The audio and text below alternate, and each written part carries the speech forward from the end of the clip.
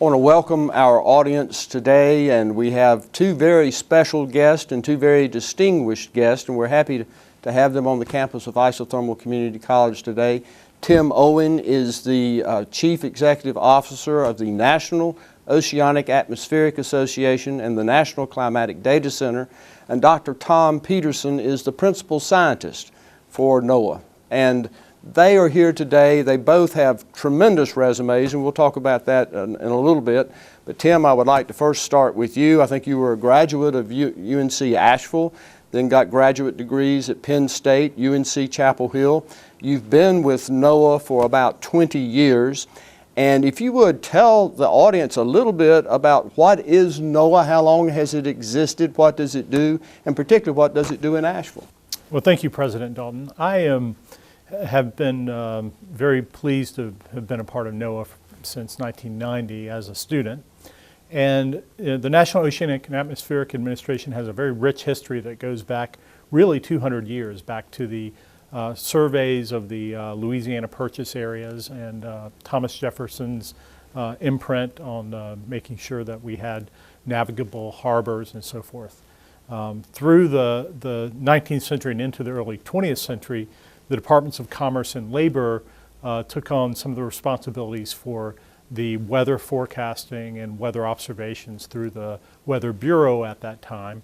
NOAA was birthed in 1970, basically as the Weather Bureau and other parts of the administration's environmental portfolio were brought together to focus on both oceans and atmospheres.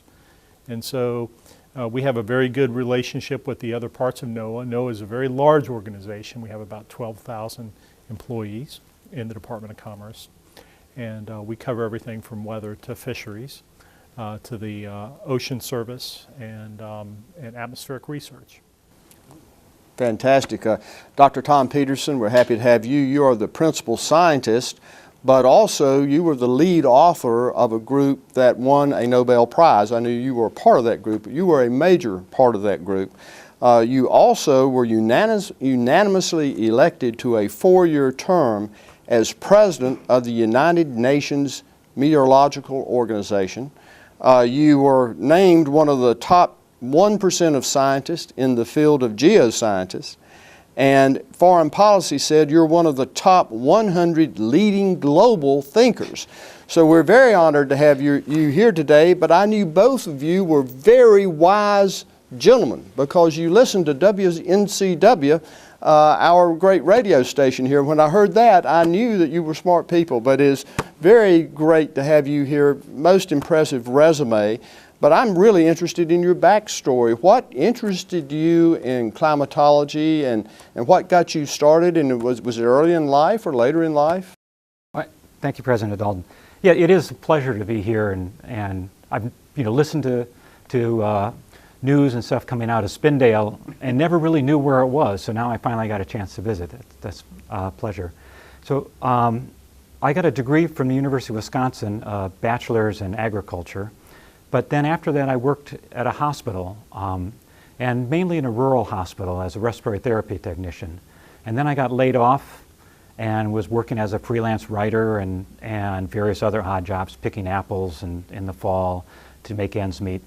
And we didn't have much money at that time, but it was a very pleasant life because we didn't spend much money. We grew our food out of our garden and stuff. But I realized I needed a little more interaction and decided to go back to graduate school.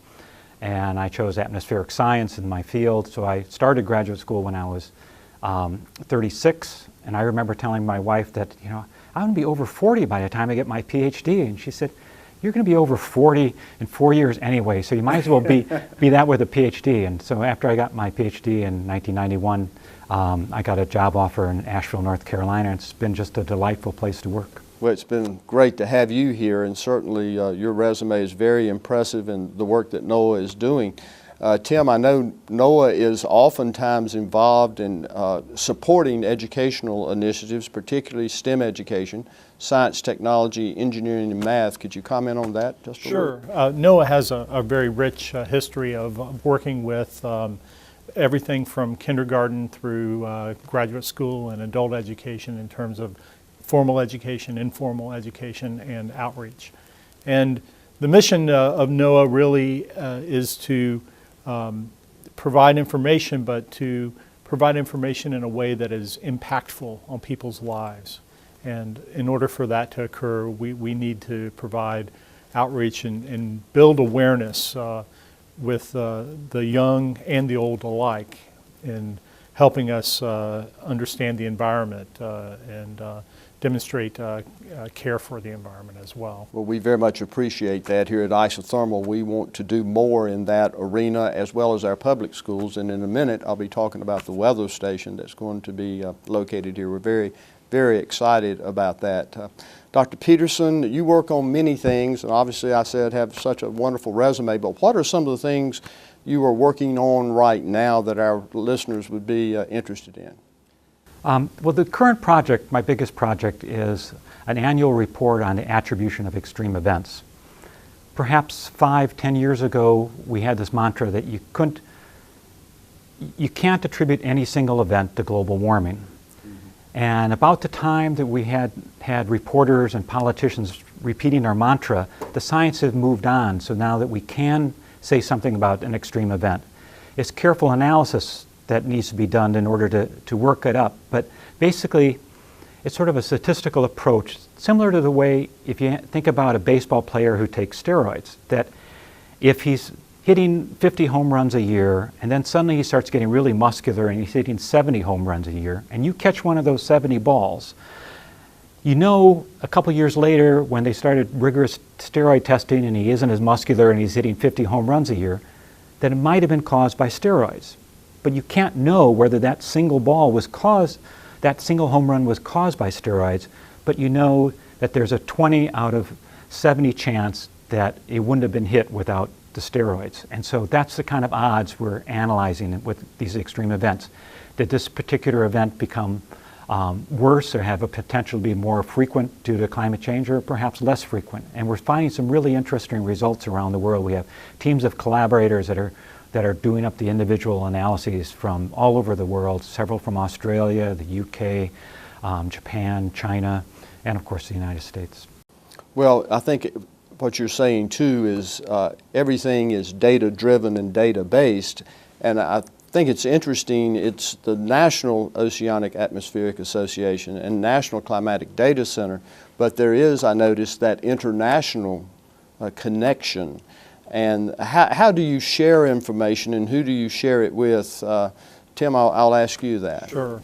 We have international relationships with the World Meteorological Organization, as you pointed to, and we also have bilateral agreements with other countries, other meteorological services and so forth.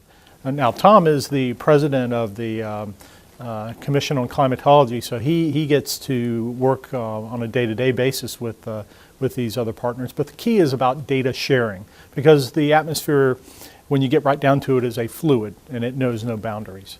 So we have a lot of data exchange that's necessary for us to model the climate. And the meteorological community often bypasses some of the politics of situations. So for example, we have a connection with China where we're getting Chinese satellite data.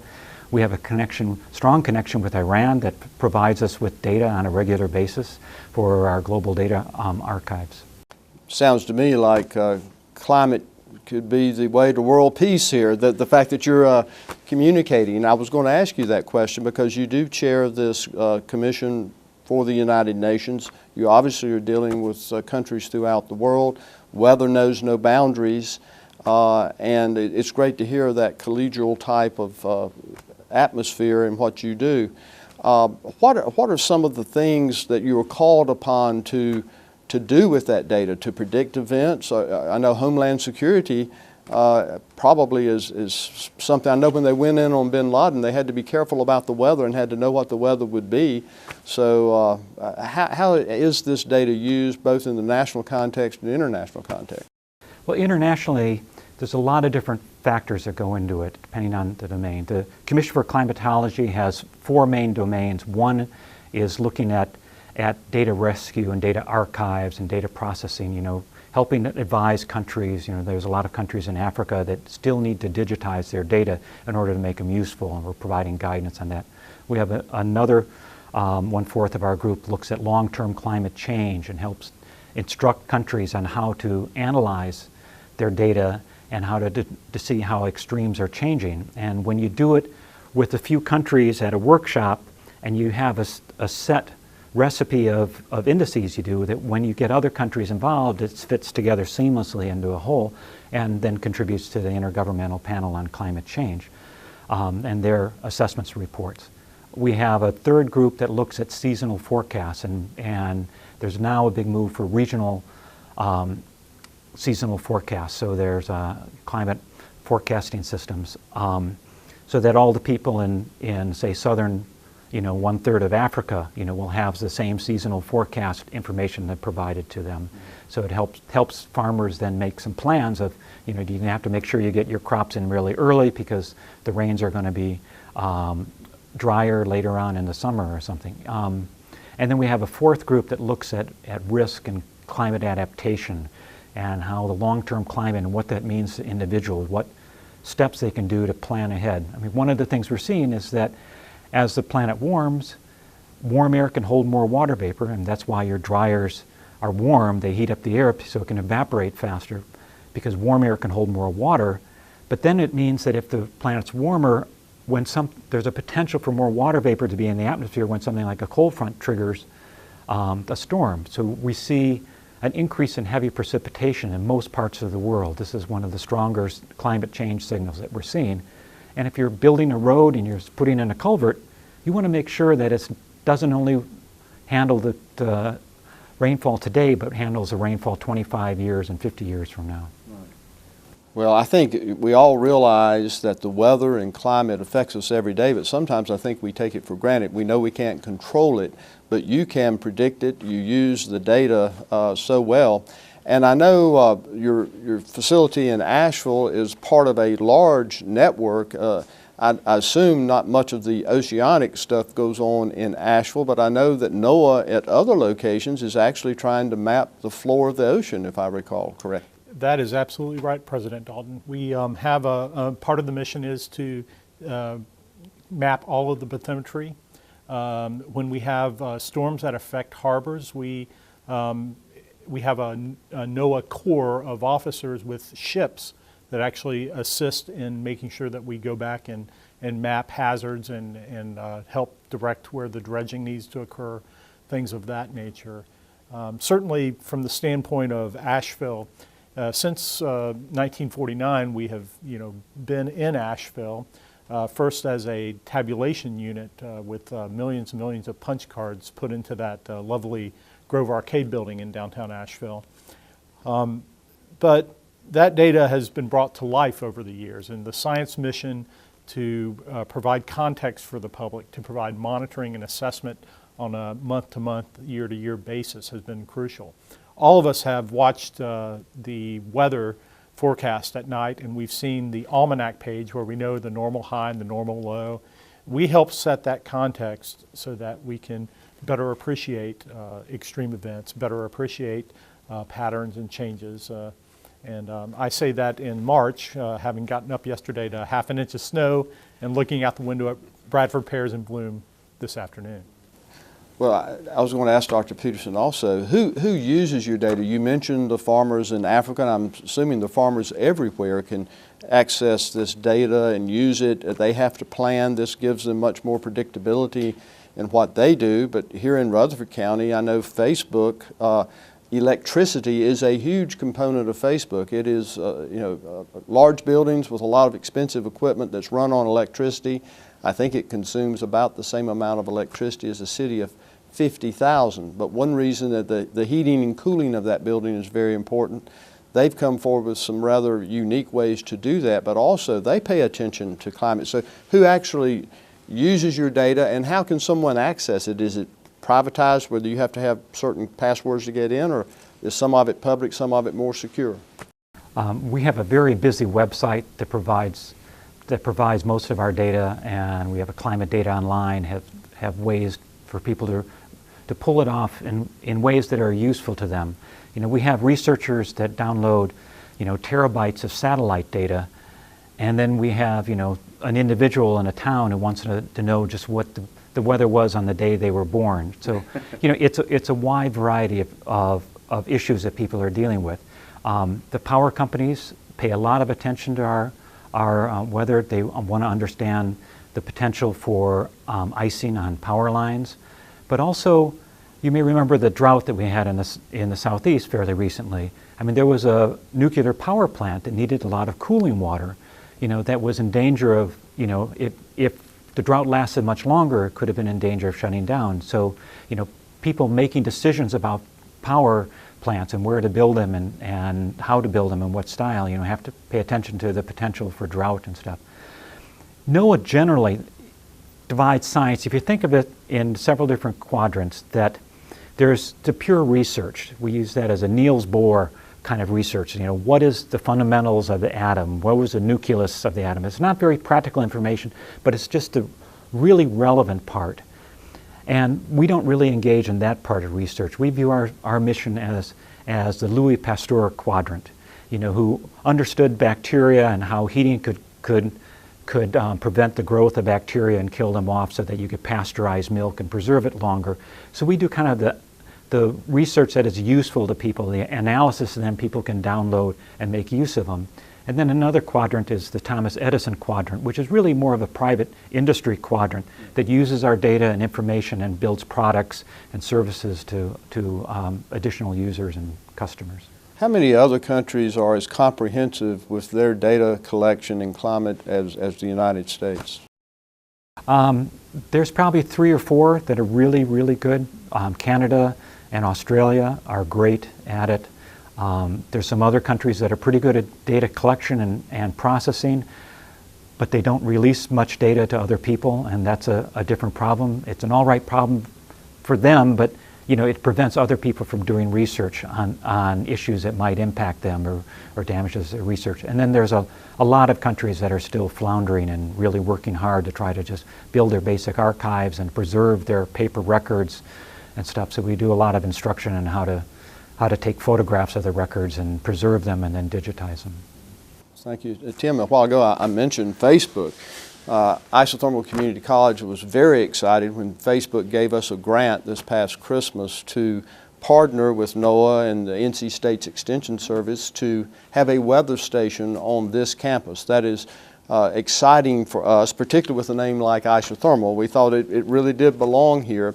But why was there an interest in this area, and what do you expect out of that station, and what do you see forthcoming with the location of that station here? Well, it's extremely exciting to have in Rutherford County a new weather station to add to the network of stations across the state of North Carolina and across the nation as well. Our ability to understand micrometeorological conditions that are locally induced in this area, certainly by the terrain and the prevailing wind patterns and weather patterns. That speaks to all kinds of implications from agriculture to energy consumption. And that is very, very critical as we deal with climate variability and change in the future. What is that working relationship with NC State and their Extension Service? Because I know they're involved in that also. So NOAA has a rich relationship with both regional climate centers. We have 6 of those across the nation, and then we have state climate offices in just about every state. And in North Carolina, we have a very strong program out of North Carolina State University, and they have their own network of stations that is another data feed for the national and global assessments of weather information. NCDC hosts a climate reference network, which is about 114 stations located across the United States that really measures that local micrometeorological condition in a way that is extraordinarily robust for the future. We all know that there's going to be growth of the built environment. Many of these stations are located at national parks and other locations that will have a stable environment for years to come.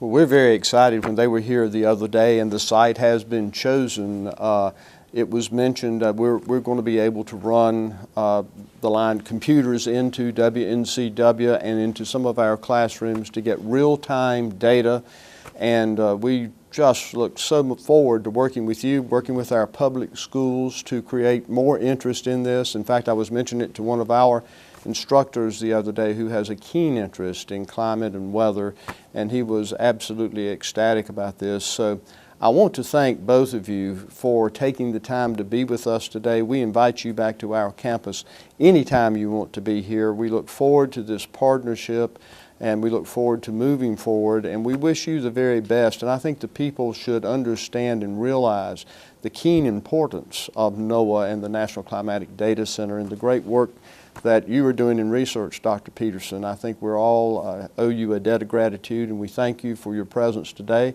We look forward to a great partnership, and we look forward to having you back very often. Thank you, President. Thank you.